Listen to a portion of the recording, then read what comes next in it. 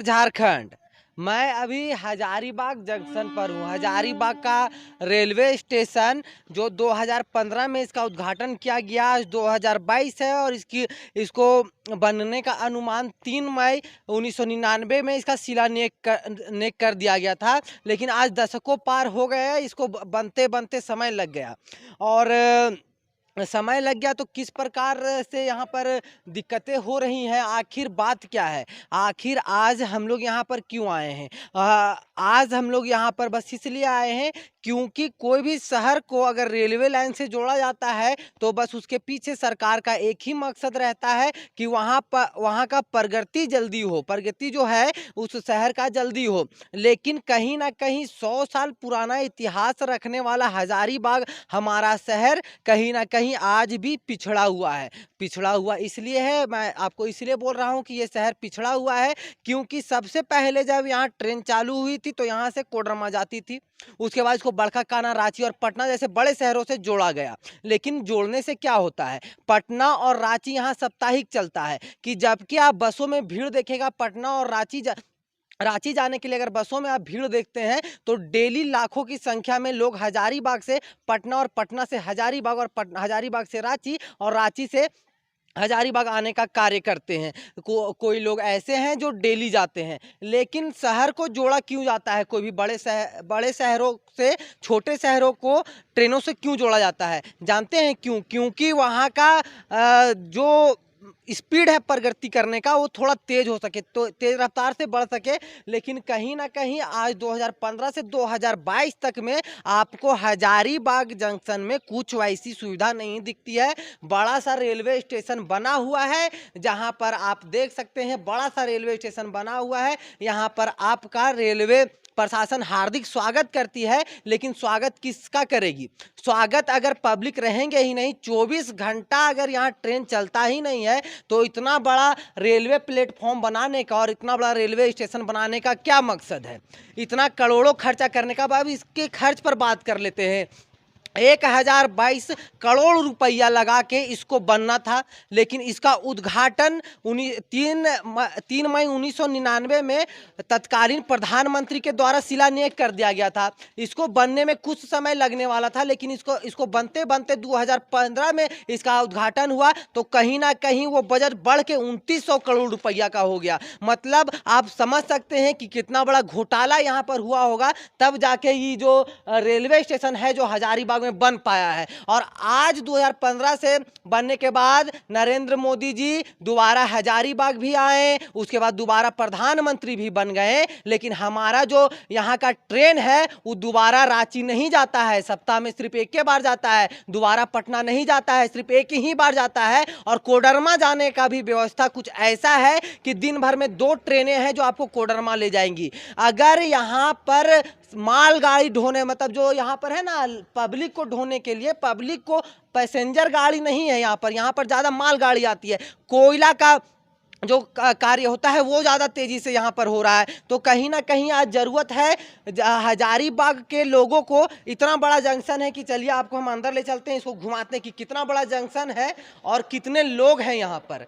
एक दो पैसेंजर आपको मिल जाएगा, जो का पता कौन ट्रेन का वेट कर रहा है वो भी पता नहीं है इन लोग को, समझे। देखिए इतना बड़ा जंक्शन बनाए हुए हैं, इतना बड़ा करोड़ों खर्च करके अगर आप जंक्शन बनाते हैं तो इसका मतलब यही है कि करोड़ों का लागत भी सरकार को हो। सरकार टैक्स किससे लेगी? बस चलाने वालों से टैक्स ले रही है। आपका और हमारा किराया जो है इतना ज़्यादा क्यों है हजारीबाग में, जानते हैं? का है कि जाने का एक सुविधा है, वो है बस अगर यहाँ से कोडरमा जाने के लिए आपको 2-2 से 3-3 घंटा के भीतर अगर ट्रेन मिलने लगेगी तो कोडरमा ले जाने वाली बसों का संख्या कहीं ना कहीं कम हो जाएगा। कहीं ना कहीं गरीब लोगों को सुविधा होने लगेगी, कहीं ना कहीं 10-5 आपका और हमारा भी बचेगा और कहीं ना कहीं देश हमारा जो हजारीबाग है वो प्रगति करेगा। लेकिन यहाँ से रांची जाने के लिए अगर सप्ताह भर आपको इंतजार करना पड़ेगा। अगर आप ट्रेन का सफ़र कभी नहीं किए हो, शौकिया भी करना चाहते हो तो सप्ताह भर इंतजार करना पड़ेगा। और बाय द वे ट्रेन आएगी कि नहीं आएगी उसका भी गारंटी कोई नहीं लेता है। अगर यहाँ ट्रेन आई तो आपको लेके रांची जाएगी और नहीं आई तो नहीं लेके जाएगी। और पटना भी सप्ताह में बस एक ही बार जाता है। अब मेरा बस इतना ही पूछना है हजारीबाग के संसद महोदय जी से, आप जब भी रहें तब हमारे हजारीबाग के लिए बहुत बड़ा बड़ा बात किए, हवाई अड्डा का बात किए, रेलवे स्टेशन का बात किए और आप सब चीज़ बना दिए, बहुत बढ़िया बना दिए। देख रहे हैं अभी 5 मिनट में एक ट्रेन आएगा और जिससे अभी हम लोग बैठेंगे और डायरेक्ट कोडरमा उतर जाएंगे।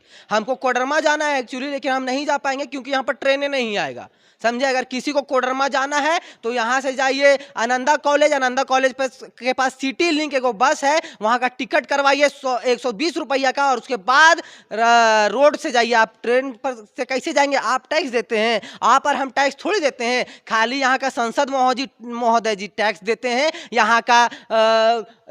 यहाँ के जो नेता लोग हैं वही लोग टैक्स देते हैं। इसीलिए इसको 1022 करोड़ रुपया में बनना था, लेकिन इसको बनते बनते 2900 करोड़ रुपया लग जाता है। तो कहीं ना कहीं कितना बड़ा घोटाला है ये समझने का जरूरत है। और ये जो है ना, ये किसी का नेता मंत्री का पॉकेट का पैसा से नहीं बना है, समझे। ये पैसा बना है आपके हमारे टैक्स का। एगो नीचे से जो जूता पहनते हैं ऊपर से बाल कटवाने के लिए नाई के दुकान पर जाते हैं ना, तो भी टैक्स भरते हैं। एक गाड़ी खरीदते हैं, चाहे वो टोटो भी खरीदते हैं हम लोग, ई रिक्शा, तो उस पर भी टैक्स भरते हैं। गरीबों से टैक्स लिया जाता है, लेकिन गरीबों का पैसा बचाने का कार्य कोई भी सरकार यहाँ पर नहीं कर पाती है।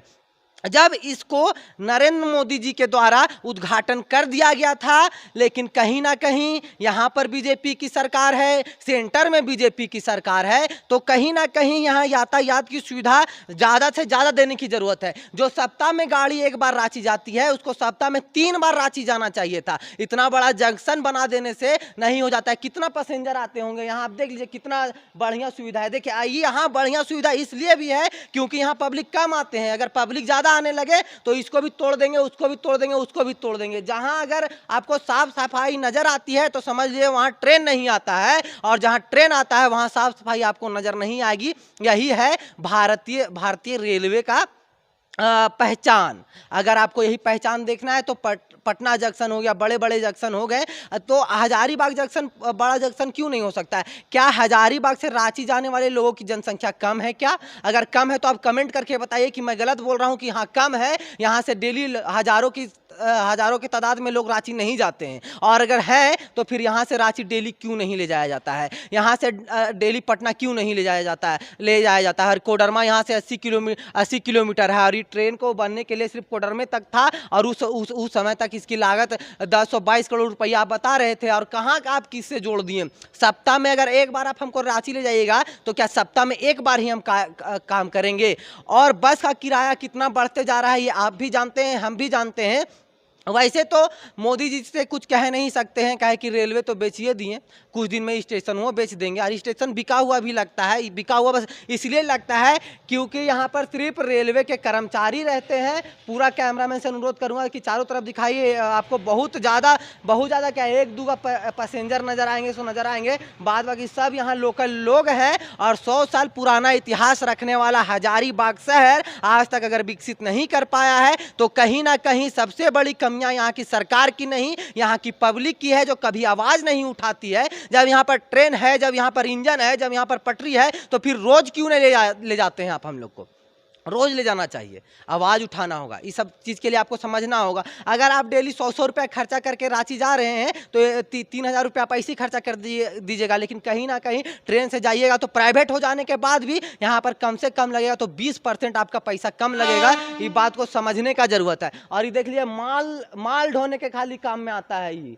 और यही ट्रेन है जो 1 से 1.5 साल पहले हम देखे थे, मेरा घर गोदखर तरफ है, वहाँ पर पुल पर नहीं चढ़ पा रहा था, ये वही ट्रेन है, समझे। और यही समस्या है हजारीबाग के लोगों की, कि हजारीबाग के लोगों को कोई समस्या ही नहीं है। इन लोगों के पास इतना धन है, हजारीबाग के पब्लिक के पास, कि लोग डेली धन धुआं जैसा उड़ा रहा है, लेकिन फिर भी इन लोग के पास पॉकेट में हमेशा पैसा रहता है रांची जाने के लिए। लेकिन कभी आवाज़ नहीं उठाएंगे कि हमको रेलवे स्टेशन सही चाहिए, हमको ट्रेन चाहिए, कभी नहीं आवाज़ उठाएंगे। हवाई अड्डा के लिए भी कभी नहीं आवाज़ उठाइएगा। आप ऐसे ही सोते रहिए, सरकार ऐसे ही लूटते रहेगा, देश ऐसे ही बर्बाद होते रहेगा। और हजारीबाग का तो क्या कहना है, हजारीबाग में आने वाले समय में आपको बता दें, अभी जैसे सड़कों पर पानी भर गया है, उसका भी वीडियो हम आपको बना बना के दिखाएंगे। कुछ दिन के बाद अगर यही स्थिति रहा तो रेलवे स्टेशन पर भी पानी जमा हुआ नजर आएगा। काहे कि यहाँ पब्लिक एक भी नहीं है, कोई पैसेंजर आपको मिलेगा ही नहीं, सब बस से जाने का चयन करते हैं। जानते हैं काहे कि यहाँ से ट्रेन जाइबे नहीं करता है, और ट्रेन जाता भी होगा तो क्या पता कब जाता होगा। वहाँ पर समय लिखा हुआ है, 2 ट्रेनें जाती है, 2 बार, एक बार सुबह एक बार शाम में जाती है कोडरमा, समझे। और कोडरमा अगर एक बार सुबह और एक बार शाम ही में जाना ही रहेगा लोगों को, तो क्यों ना बस से चले जाएंगे, क्यों नहीं। हम लोग को अगर अभी हमको निकलना है तो अभी 1 घंटा बाद, 2 घंटा बाद, 3 घंटा बाद क्यों नहीं ट्रेन है, क्यों 4 से 5 घंटा के बाद ट्रेन है। और 4 से 5 घंटा कौन यहाँ इंतजार करेगा, 4 से 5 घंटा का तो रास्ता भी नहीं है कोडरमा। आदमी अगर पैदल चलना भी शुरुआत कर दे तो 80 किलोमीटर है, आप अंदाजा लगा सकते हैं कि कितना देर में पहुंच जाएगा। वो तो यहाँ का ट्रेन से पहले ही पहुंचेगा। तो कहीं ना कहीं जरूरत है हजारीबाग में, जब इतना पैसा आप लोग झोंक दिए हैं और पटरी बन चुकी है और ट्रेनें रफ्तार से दौड़ रही है, तो कहीं ना कहीं जरूरत है कि इसको सही तरीके से चलाने की, सही जगहों से जोड़ने की। और यहाँ पर अगर सही तरीके से जोड़ेंगे तो क्या होगा जानते हैं, अभी जो प्लेटफॉर्म पूरा खाली है, यहाँ कोई ना कोई कुछ ना कुछ बेचने वाले का पैसा आमदनी होगा।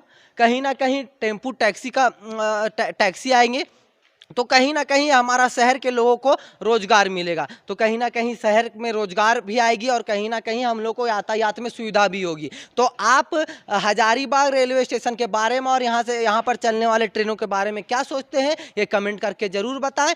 जय हिंद।